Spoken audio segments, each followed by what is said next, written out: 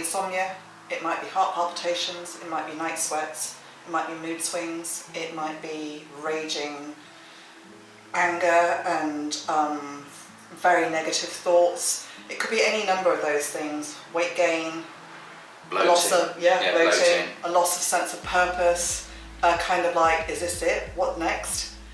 If that's you or any of those symptoms or anything else, this retreat will certainly help you to put things into perspective. So Jen, what are people going to get from this retreat? What are we going to be doing? What are people going to get out of it? Well, we really want to make this retreat tailored to each individual person that's going to come. So we want a degree of flexibility, but fundamentally we're going to be looking at ways that we can improve how we feel so that we don't feel as crap as we can do during the menopause.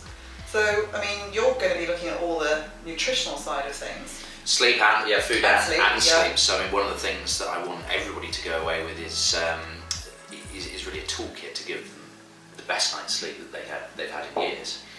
But also in the nutrition work, in one of the nutrition workshops, going to be talking about really understanding the hormonal impulses that we have that drive us to overeat and feel bloated. So we'll have a look at what I call the hungry brain.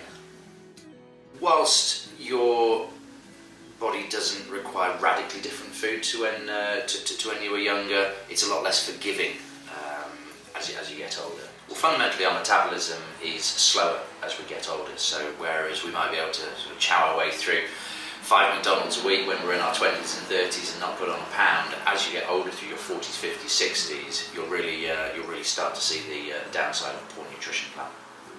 It's really strange because I'm really, really high energy, and one of the menopausal symptoms that I had was really, really low energy, lack of motivation, really distracted, no focus.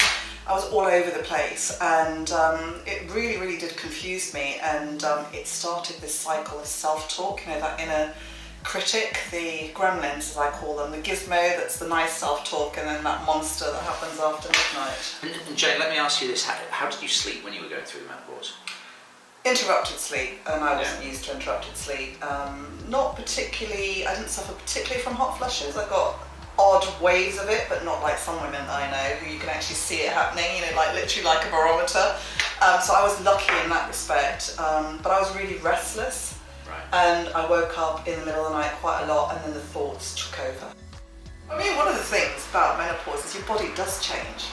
It really does. I mean, you can't stop that. You can't stop the aging process, but the more you resist it, the harder work it becomes. So it's kind of menopause, part of menopause is accepting it, allowing it, acknowledging it, and then taking some different action to have different results. I mean, that's fundamentally what I ended up doing, because I just couldn't continue the way I was. It was so alien to me. But of course, part of my issue was I was then dealing with the empty nest syndrome, and I didn't realise how much that was going to impact me. So I went through this grieving process, and then I had to find a new purpose, to find a new motivation and focus. So also on the retreat, what we're going to be doing to help you feel awesome is that we'll have meditation sessions, and we've also got Nikki who'll come in and teach some yoga sessions as well.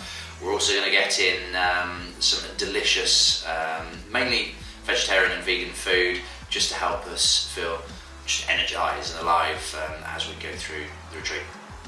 As I mentioned before, we want the retreat to have a degree of flexibility, so there will be some free time. We will be going out for walks and having discussions. We will start the retreat with asking you what you want to achieve from the couple of days. And we will be plugging in and out and showing you or telling you about things that you can do to help improve the way that you might be feeling currently. So if any of the things that we've touched on in the video resonate with you and you'd like to find out a little bit more, then please reach out, get in touch with us either on the phone numbers or the emails below.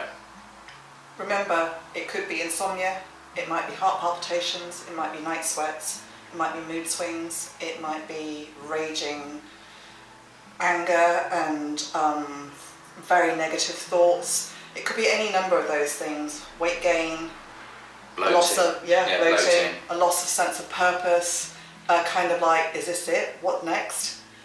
If that's you or any of those symptoms or anything else, this retreat will certainly help you to put things into perspective.